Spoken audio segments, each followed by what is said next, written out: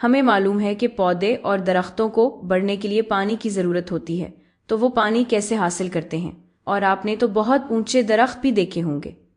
پودے اور درخت کے سارے حصوں کو پانی کی ضرورت ہوتی ہے، تو پھر پانی اس کے سب سے اوپر والے حصے تک کیسے پہنچتا ہے؟ چلیں یہ ہم ایک سرگرمی کے ذریعے جاننے کی کوشش کرتے ہیں۔ تو یہاں میرے پاس 3 گلاس پانی ہے اور 3 گوبھی کے پتے ہیں۔ میرے پاس کچھ خوراکی رنگ بھی ہے۔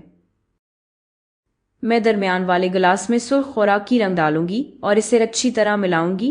یقینی بنائیں کہ آپ کافی زیادہ خوراکی رنگ ڈال لیں تاکہ بعد میں دیکھنا آسان ہو۔ اور میں نیلا رنگ اس گلاس میں ڈالوں گی اور پھر سے اچھی طرح ملاؤں گی۔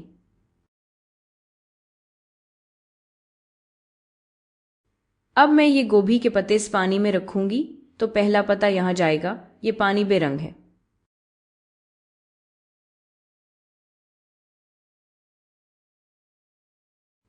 یہاں دوسرا پتا اس گلاس میں جائے گا اور تیسرا پتا اس گلاس میں۔ اچھا، اب ہم اس ترتیب کو کم از کم 8 سے 9 گھنٹے کے لیے چھوڑ دیں گے اور پھر 8 سے 9 گھنٹے بعد دیکھیں گے کہ کیا ہوا۔ کیا آپ اندازہ لگا سکتے ہیں کہ کیا ہوگا؟ کوشش تو کریں۔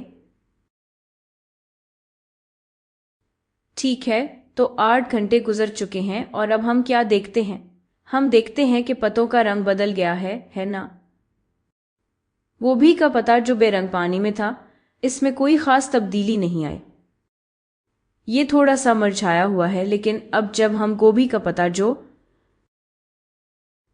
درمیان والے گلاس میں تھا نکالتے ہیں جس میں سرخ رنگ تھا، دیکھیں اس کا رنگ کیسے بدل گیا ہے۔ یہ تھوڑا سا سرخ ہو گیا ہے، اور اصل میں جو نیلے پانی میں تھا وہ تو بالکل نیلا ہو گیا ہے نا؟ ہم دیکھ سکتے ہیں کہ یہ کتنا مختلف ہے۔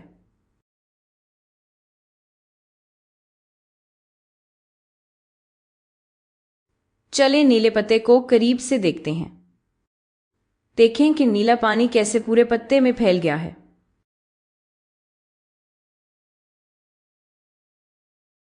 ہم درمیان والے پتے کا بھی موازنہ کر سکتے ہیں۔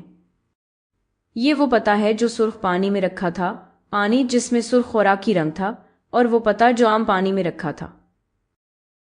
دیکھیں کہ رنگ پھر سے کیسے بدل گیا ہے۔ یہ رہی آپ کے لیے پہلے کی تصویر اور بعد کی تصویر تاکہ آپ موازنہ کر سکیں۔ اچھا، لیکن یہ کیوں ہوا؟ پتوں کا رنگ کیوں بدل گیا؟ یہ ہم آگے اس باب میں پڑھیں گے۔